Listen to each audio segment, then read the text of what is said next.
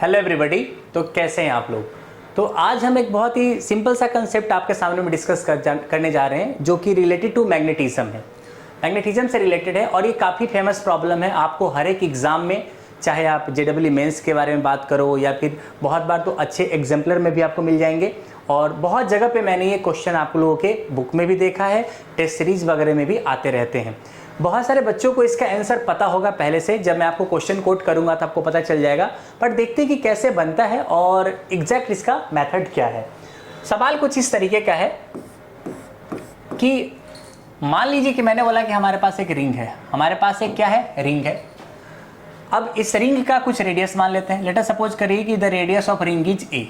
कितना रेडियस है रिंग का? ए रेडियस है। अब अगर मैं इस रिंग के किसी भी दो पॉइंट को, कोई भी दो पॉइंट ले लीजिए आप लोग, और किस रिंग के किसी भी दो पॉइंट को मैंने क्या कर दिया, एक्सटर्नल बैटरी से कनेक्ट कर दिया। मान लीजिए कि एक पॉइंट यहाँ पे, दूसरा पॉइंट यहाँ पे है, और मैंने एक पॉइंट लिया यहाँ से और दूसरा पॉइंट लिया यहाँ से, और मैंने इसको बैटरी के साथ कनेक्ट कर दिया है।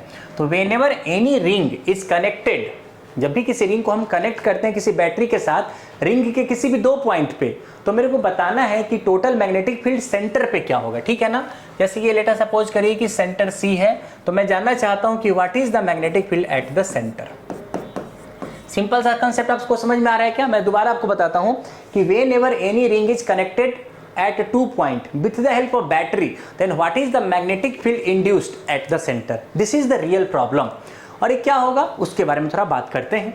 अब सोचिए कि अगर मैं आपको ऐसा बोलता हूं कि हमारे पास एक पॉइंट ये है, दूसरा पॉइंट ये है, तो आपके लिए मैंने बोला कि ये एंगल आपके पास थीटा है। अब सोचो कि ये बैटरी है, इसका कुछ वोल्टेज होने वाला है और यहाँ से कोई करंट आपके पास I भी फ्लो होगा, क्योंकि पता है कि जब भी आपके पास एक बैटरी होता है करंट आपके पास जरूर से जरूर फ्लो करेगा। तो यहाँ से I करंट गया, यहाँ भी करंट आपके पास I जाएगा।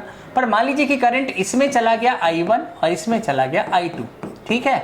और जब ये वापस घूम के आएगा तो फिर से करंट आपके पास इधर से कितना आ जाएगा, I आ जाएगा। ये सिंपल सा डिस्ट्रीब्यूशन मैंने आपको करके दिखाया है। कुछ और डाटा मैं देना चाहूँगा। जैसे मान लीजिए कि हमारे पास area of cross section A दिया हुआ है।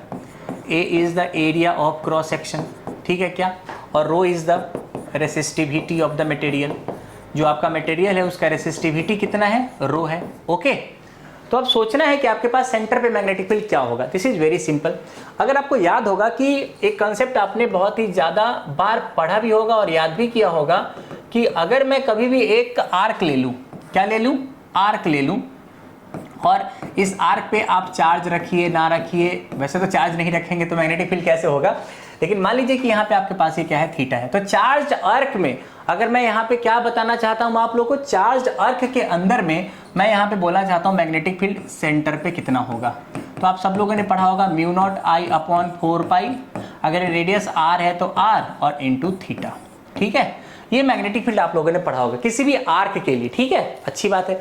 अब यहाँ पे मैं सेम कहानी आपके साथ बताने जा रहा हूँ। अब सोचो सर यहाँ पे तो चार्ज है पर यहाँ पे तो चार्ज नहीं है।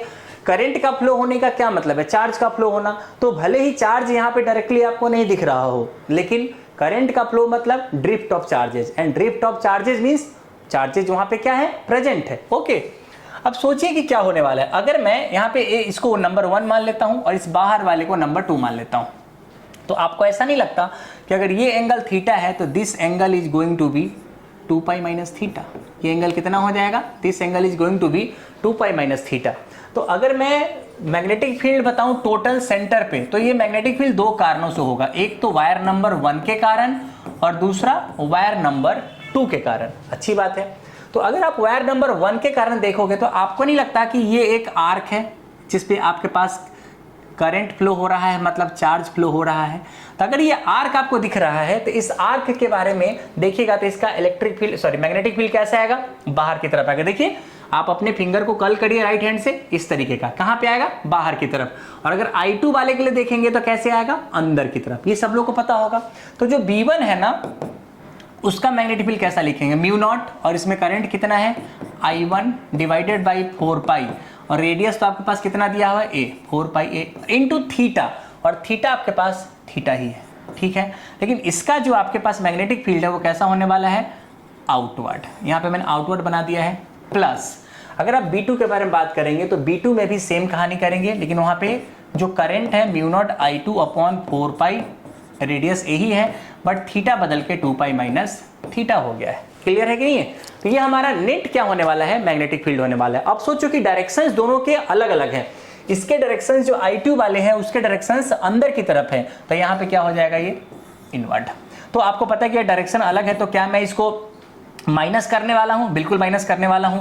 तो वैसे आपको मैग्नीट्यूड वाइज तो पता चल रहा है, सब कुछ सही है, बट मैं इसको माइनस भी करके दिखा देता हूं। माइनस क्योंकि आपको पता है कि यहाँ पे अपोजिट डायरेक्शन है, तो आपको माइनस करना पड़ेगा। U2 divided by 4 pi a into 2 pi minus theta.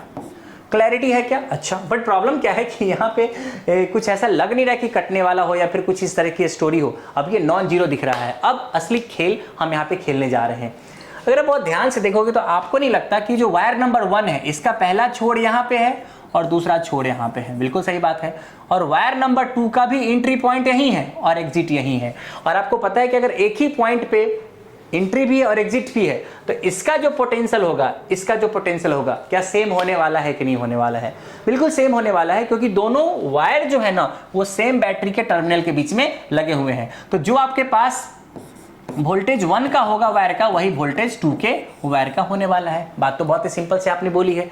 Everybody clear और नॉट? सर जी बहुत ही बढ़िया है। तो आप सोचिए कि अगर मैं पहले वाले में I1 निकालने की कोशिश करूं, I1 क्या होने वाला है, V इक्वल टू IR, तो I1 इक्वल टू हो जाएगा वोल्टेज अपॉन R1। अच्छी बात है, वोल्टेज को भी ही मान लेते हैं, क्योंकि हमें पता है कि I2 के लिए भी वोल्टेज भी है और I1 के लिए भी वोल्टेज क्या है, भी है। बट R1 कैसे निकालेंगे? This is very simple. R1 क्या होने वाला है, रो L बाई ए। अगर मैं यहाँ पे पहले आपको R1 निकाल के दिखाऊं तो R1 क्या हो जाएगा, रो L by area.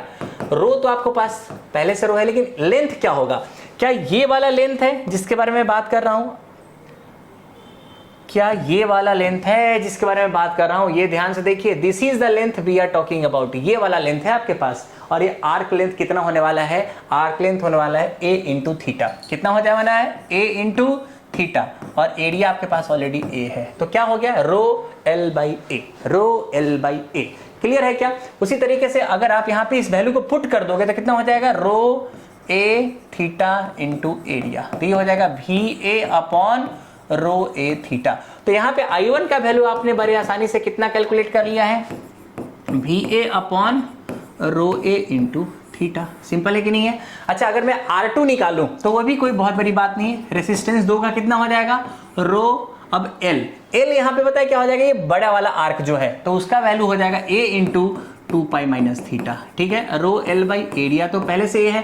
Cross sectional area hope आप समझ रहे होंगे कि अगर ये वायर इस तरीके का है ना, होप आपको क्रॉस सेक्शनल एरिया वायर का समझ में आ रहा है, तो इसका ये वाला क्रॉस सेक्शनल एरिया है। देखिए, this one is the cross sectional area, this one is the cross sectional area. तो आप कंफ्यूज मत करना कि कौन से एरिया की हम बात कर रहे हैं। ठीक है, तो रो A बाई ए ये हमारा R2 है। अगर ये हमारा R2 आ गया है तो क्या मैं यहाँ पे फिर से I2 निकाल सकता हूँ क्या?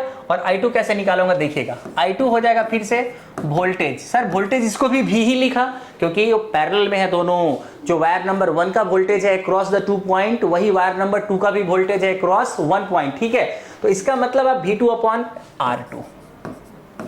और अगर आप R2 के बारे में बात करेंगे तो देखिए R2 कितना है, R2 है आपके पास rho A 2 pi minus theta, rho A 2 pi minus theta, और यहाँ पे आपके पास एरिया ऊपर चला जाएगा। तो I2 आपके पास आ गया है VA divided by rho A into 2 pi minus theta. Hope everybody clear? I think so crystal clear कि मैं क्या कर रहा हूं। और मैं I1 भी लिख लेता हूं, पीछे जो मैंने लाया है वो है VA upon rho A into theta. सिर्फ थीटा ही तो चेंज हुआ है। अब आप खुद ही सोचो कि अगर मैं यहाँ पे एक छोटी सी बात करूं कि यहां से VA अपॉन रो A का वैल्यू कितना होगा, तो क्या I2 into 2 pi minus theta दिख रहा है आप लोगों को? क्या बिल्कुल दिख रहा है।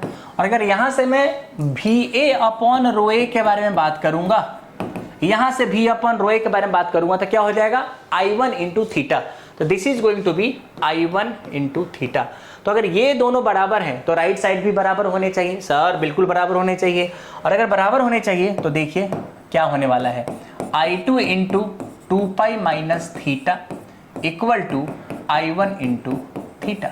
सर इसका करे तो करे क्या, बोले तो बोले क्या, ये तो बताओ। बहुत ही सिंपल है, पीछे पेज पे चलिए।